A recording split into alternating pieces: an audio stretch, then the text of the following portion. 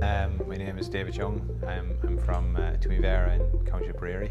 I'm teaching in I'm Outreach Coordinator in Tipperary, Kevin in Tipperary, County Tip, yeah.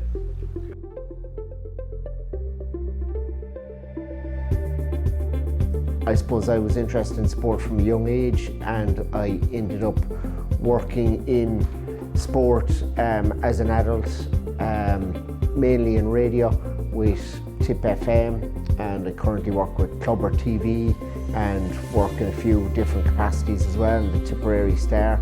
So I would have veered into media work over the years, and that's what I'm working in today currently.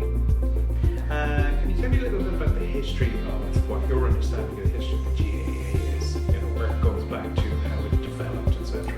Yeah, well, I suppose coming from Tipperary itself, I suppose at a local level, it's steeped in history. It was set up in 1885, a year after the GAA was set up, and it's I suppose looking at then as a whole, and looking at GAA like 1884 set up in Thurles, so Tipperary itself is a stronghold in relation to the GAA, and I suppose the GAA is really the Ireland's identity, and it's not just, I suppose, at the national level. It's so much in the community, and it's really part of a lot of our lives. Yeah. And do you think GAA was created to gain a sense of national pride against the occupation? I suppose it came about I suppose back around then, when there was a lot of I suppose troubles back then, and I suppose it was kind of Ireland wanted to create its own identity, and I suppose the GAA was very much part of that, part and parcel of it. You know, if you look back at I suppose the ambush in Croke Park and that, it was all quite tough at the times, you know, but it was something that really, it's become so strong today, and probably stemmed from all that. So yeah.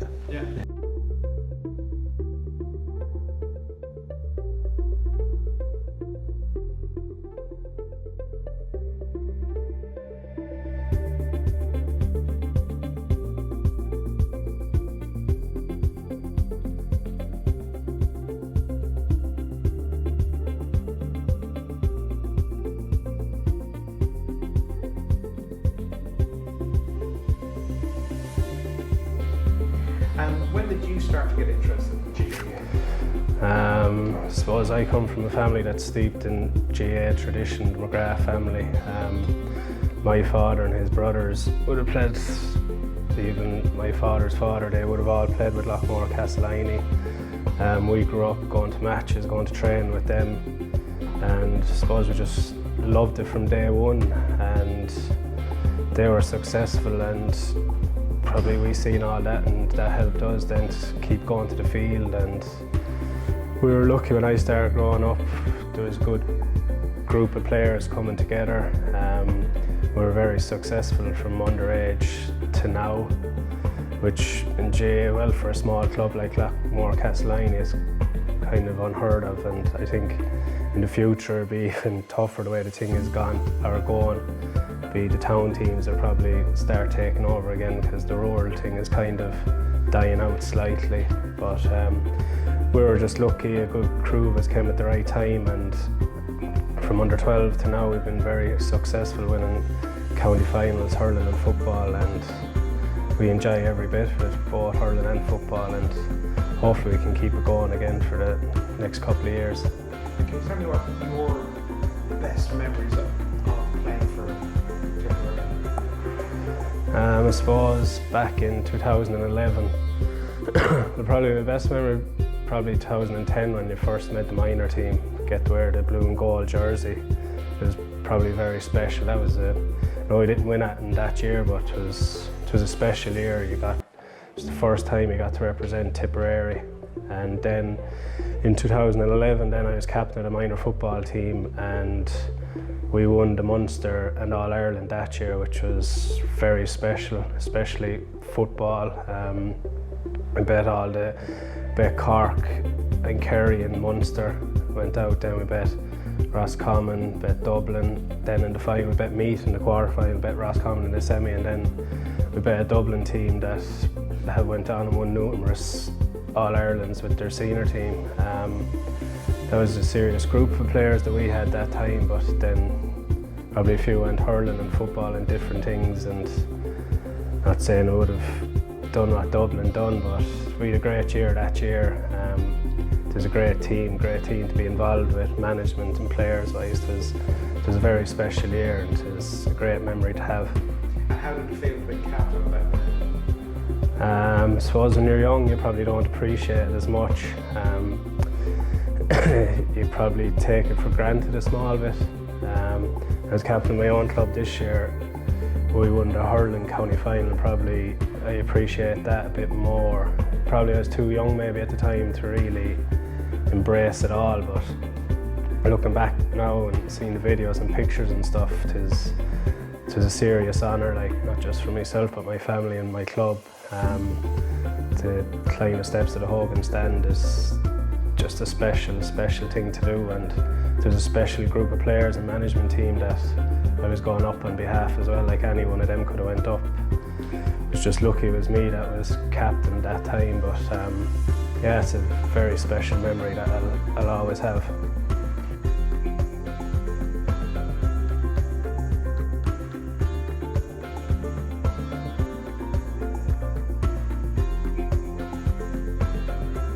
About the history of the GAA in Ireland and then Tipperary. When did it all start and your thoughts on it? Oh, well, look, the history of GAA goes back centuries, back to the early start, so around Cuchulainn playing hurling with his great hound. But you know, I suppose the real history of GAA really started in 1884 in Thurles when several men, even one of our own local club men here, J.K. Bracken, which my own club is called after, was one of the founding members in the billiards room in Hayes' Hotel in 1884 to start to put the structures of GAA for hurling and football and other GAA activities together. Great. And when did you start to get involved in GAA? Oh, I think as soon as I could walk. My father was always deep in GAA within the club here in Tipperary. It was known as Tipperary Aero here at the time, and you know, I've been going to GAA matches as long as I can remember, playing both football and hurling in Tipperary, and then back in '91 then, because we had three clubs within the parish, Tipperary Aero, Clonmore and Clay, and the three clubs amalgamated into J.K. Bracken's in 1991 to have one cater for one club, looking after all GAA activities within the parish. And tell me about your history within it then. You played and you were a selector and manager. Yeah, look, I've played since I was since I was under 10s or maybe even younger. Played under 12s, 14s, 16s, minors. I was lucky enough to have county minor trials and under 21 trials with Tipperary. I had a brief short stint with the Tipperary senior footballers as well before I departed for Australia. I spent 3 years in Australia playing football in Brisbane, which was a great opportunity to meet other people from other parts of the country, and got the opportunity to play with a lot of inter-county players that played minor 21s for various teams around the country or that, so it was a great opportunity. I also was lucky enough when I went to Carlow IT, or RTC at the time. I won an All-Ireland Freshers football medal with them in the first year when I was in Carlow, winning All-Ireland and playing with a lot of guys from Laois who were All-Ireland minor football champions at the time or that, like Hughie Emerson, who was named in particular, and Martin Slevin as well. Those names really stand out to me. I remember them being hugely successful with Laois at the time. So it was a great opportunity to play with them. And there was three Tipperary boys on that team that won the All-Ireland that year with Carlow. So that was, you know, a great stepping stone and learning curve for me. And I says, after that then I said I did go to Australia, played in Australia, met several people from around the country, and had a great experience playing with them. Came back to my club here that again, and lucky enough the year I came back then we won our first mid-senior football title in many years, since the 60s or that, so there was great excitement in 2002 here when we finally won our first mid-senior football title in nearly 40 years. And developed that and continued playing. I was fortunate enough, I got a phone call in 2009 to see would I be interested in coming in as a selector with Tipperary minors footballers, which I was very grateful to get, and even more grateful then to take the opportunity to go into that side of training and coaching of various teams. So I was 09, 10 and 11, and 2011 will still live long in our memories as we went on to win the All-Ireland Minor Football, beating Dublin in Croke Park.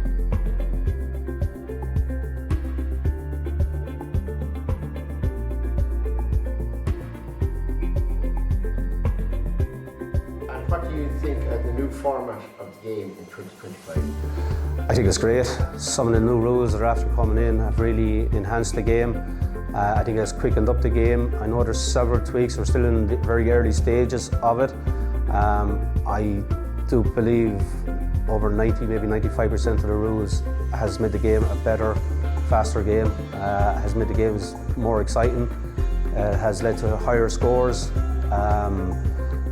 In some, especially in the league games, I do agree that when it comes back to the club games, there's going to be a struggle to adjudicate these games at that. But I think if everybody's willing to work together and have a bit of patience, I think that patience is going to be the key.